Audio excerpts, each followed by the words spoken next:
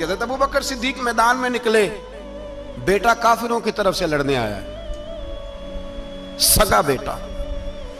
और मेरे मुस्तफा करीम ने फरमाया औलाद बुज़दिल कर देती है आदमी को, पर जब ईमान पुख्ता हो तो फिर सहाबा ने इस बुज़दिली की भी परवाह नहीं की।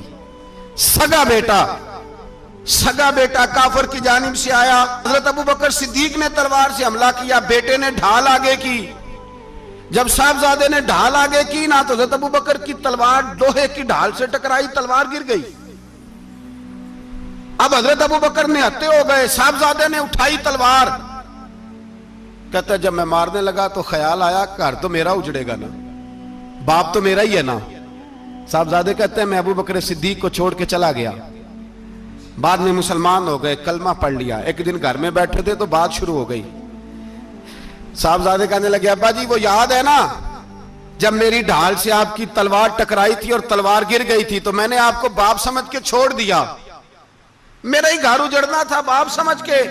जनाब सिद्दीक अकबर रज़ी अल्लाह ताला अन्हु साहिब इब्ने शाम ने लिखा है कि अपनी सुरीन पर 2 दफा हाथ मारा, 2 दफा। कहने लगे बेटे तू उस वक्त काफिर था, तूने मुझे छोड़ दिया। मैं जब वापस पलटा था ना उसी दिन उसी लम्हे, तो मेरे दिल में ख्याल था कि बेटे ने तो छोड़ दिया है, लेकिन अगर बेटा यूं मेरी तलवार के नीचे आता, मैं बेटा समझ के माफ ना करता, कुफर का नुमाइंदा समझ के कत्ल कर देता। इसलिए कि मेरी नजर में अगर कोई अहमियत है तो रसूलुल्लाह के फरमान की अहमियत है, बाप बेटे औलाद की कोई अहमियत है।